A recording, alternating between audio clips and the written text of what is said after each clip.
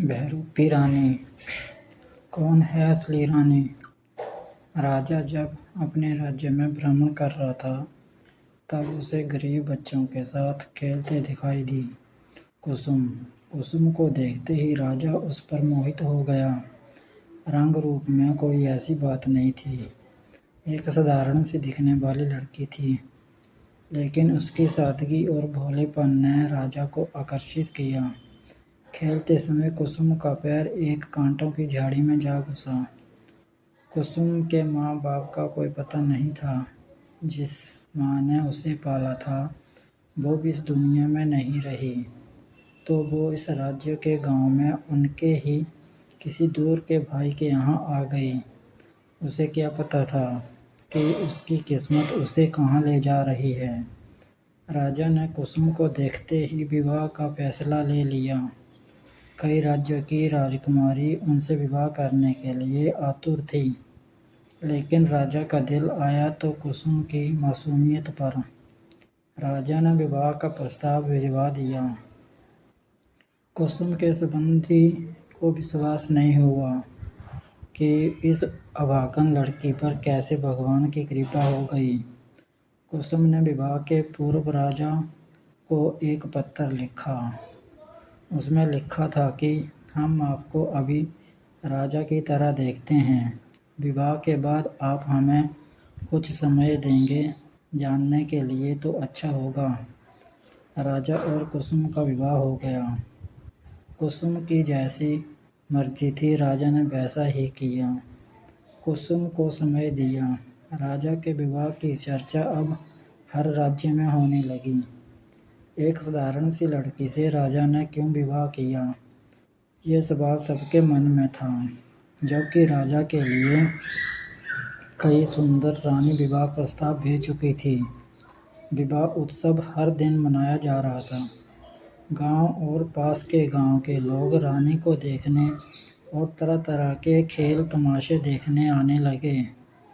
करीब 25 दिन बाद रानी को थोड़ा चिंतित देखकर राजा ने कहा कि क्या हुआ, आप हमसे विवाह करके खुश नहीं हैं क्या? रानी ने कहा, ऐसा नहीं है, आपने तो मेरे भाग खोल दिए। क्या आप हम विश्वास करते हैं? रानी ने पूछा। राजा ने कहा, हाँ। फिर रानी ने अपने मन की बात बताई जो हैरान करने वाली थी। रानी ने कहा कि उसे 10 दिन अज्ञात होना है। 10 दिन बाद आकर मैं आपको इसकी वजह बता दूंगी। राजा ने बिना सोचे कुसुम को जाने को कहा। 10 दिन रानी कहाँ जा रही है ये किसी को पता नहीं था। वो रानी बनकर भी एक साधारण स्त्री बनकर गई थी। ये भी जरूर पढ़ें।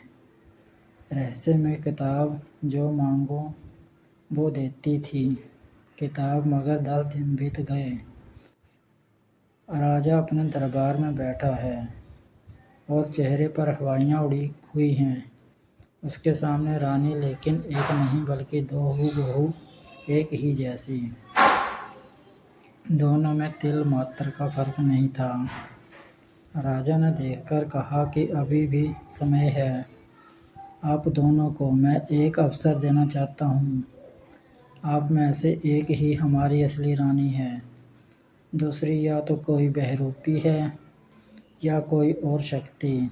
अभी भी सच्चाई बता दीजिए, मैं क्षमा कर दूंगा, वरना अगर हमें पता चला तो दंड मृत्यु होगी।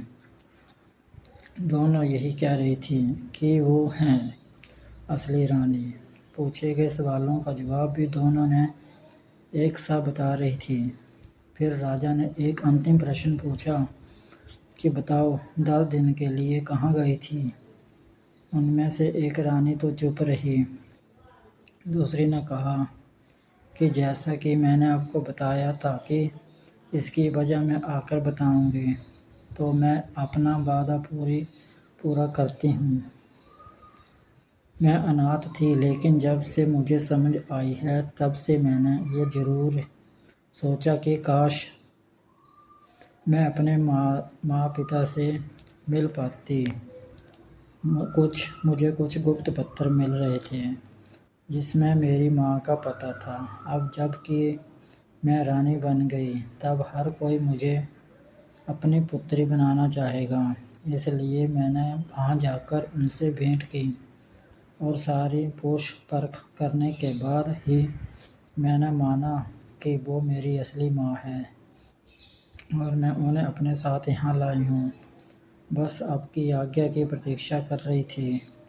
रानी ने अपनी माँ को सबके सामने भरे दरबार में बुलाया। सब देखने के बाद राजा ने दूसरी रानी से पूछा कि तुम कुछ कहना चाहती हो? दूसरी रानी सर नीचे करके चुप रही। राजा ने कहा कि इस बहरूपी रानी को कारागृह में डाला जाए। तभी वहाँ खड़ी महिला पहली रानी ने कहा कि महाराज, कारागृह नहीं, इसे मृत्यु दंड दें। इसने कोई छोटी गलती नहीं की। राजा ने कहा कि आप कहती हैं तो अवश्य इसे मृत्यु दंड मिलेगा। बस उसके समय की घोषणा हम कल भरे दरबार में करेंगे। इतना कहकर राजा ने आदेश दिया कि उसे कारागृह में डाल दिया जाए। रात्रि के वक्त राजा अकेले कारागृह गया और बंदी रानी से कहा कि मुझे असलियत पता है। कुसुम ये सुनकर हैरान रह गई और राजा की ओर देखने लगी। राजा ने अपनी बात फिर दोहराई कि मुझे पता है कि आप ही हमारी असली कुसुम हैं। रानी की आंखों से आंसू आने लगे। वो राजा को प्रेम भरी नज़रों से देखने लगी। राजा ने अपनी बात पूरी की। कहा कि बस मुझे इस बात ने परेशान किया है कि आपने वहाँ ये नहीं बताया कि आप 10 दिन कहाँ गई थी और वो दोनों रानी और उसके साथ में जो आई उसकी माँ वो कौन है? रानी ने उत्तर दिया कि इसका उत्तर मैं आपको नहीं दे सकती। मैंने किसी को वादा किया है। राजा के बार बार पूछने पर भी जब रानी नहीं मानी तो राजा ने कहा ठीक है, कल भरे दरबार में उन दोनों को मृत्यु दंड दे दूंगा। तब रानी बोली नहीं महाराज, ऐसा मत कीजिए। तब फिर रानी ने सच्चाई बताई। कहा कि वो मेरी माँ है। गुप्त पत्र मुझे आए थे तो मैं बताई जगह पर गई। वहाँ मैंने उनसे भेंट की। करीब 9 दिन मैंने उनसे बहुत बात की। उन्होंने आपके लिए पूछा। मैंने सब बता दिया। मैं अपनी माँ से पहली बार मिली थी, इसलिए मैंने उनसे सब कुछ कहा जो मैं कहना चाहती थी। राजा ने कहा कि आपने ऐसे कैसे मान लिया कि वो आपकी माँ हैं? उन पत्रों में उन्होंने सब लिखा था जो मेरी पालने वाली माँ ने मुझे बताया था। मैं उनसे कई सवाल करती थी कि कभी मेरी असली माँ मिल जाएगी तो मैं उन्हें कैसे पहचानूंगी। उन्होंने कहा कि जो तुम्हें ये बता दे कि तुम कहाँ छूट गई, किन वस्त्रों में थी, वही तुम्हारी माँ है। और उन्होंने उसका सही उत्तर दिया। मुझे इसमें कोई संदेह नहीं कि वो मेरी माँ है। फिर उन्होंने ऐसा कैसे होने दिया? राजा के इस प्रश्न का उत्तर रानी ने दिया कि मुझे लगता है ये भी उन्होंने विवश होकर किया। वो दूसरी रानी मेरी जुड़वा बहन है। मैंने भी उसे अभी दरबार में देखा है। जब तक माँ सामने नहीं आई तब तक मुझे भी लगा कि वो कोई बहरूपी है, इसलिए मैंने अपना पक्ष रखा। लेकिन जब माँ सामने आई तब मैं समझ गई कि वो मेरी बहन है। ये भी ज़रूर पढ़ें जुड़वा बहनों का राज।